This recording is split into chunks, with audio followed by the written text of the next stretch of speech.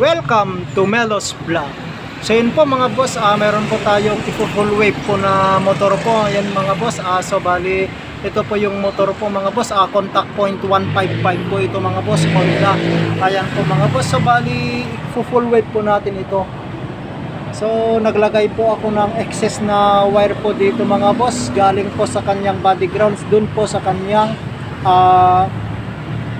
light coil po. Ito po mga boss, so bali yung ground po ng light coil is dinisable po natin, tapos naglagay po tayo ng excess na wire. Ito po mga boss, meron po tayo kasing paggagamitan ito mga boss, yung excess na wire dito. So bali kinoneksyon ko na po ito mga boss. Ayan po mga boss, so ang connection po ng ating full wave wire po mga boss is ito yung excess na galing po sa ground po ng ating light coil, at saka ito po yung live po ng ating light coil. Ayan po mga boss, so bale ito po yung nilagay po natin na regulator po niya mga boss. Ito po, ayan po, ito po yung regulator na gagamitin po natin. Ayan po, gawa po ito ng Emarflex po mga boss. Ayan po, regulator pang full wave regulator po ito mga boss, Emarflex regulator.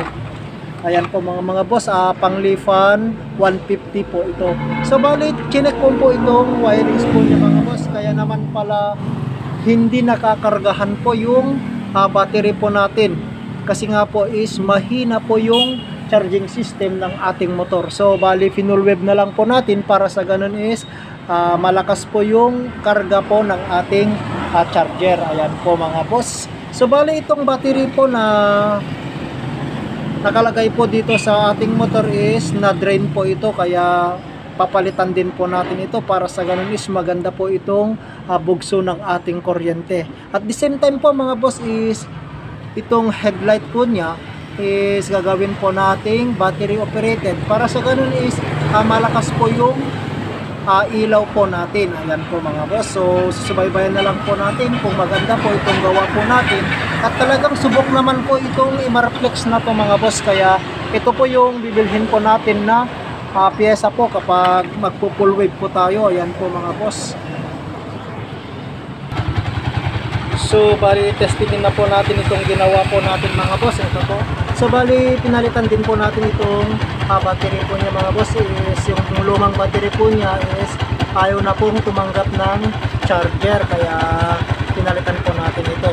At the same time po mga boss, yung ilaw po natin is stable po siya.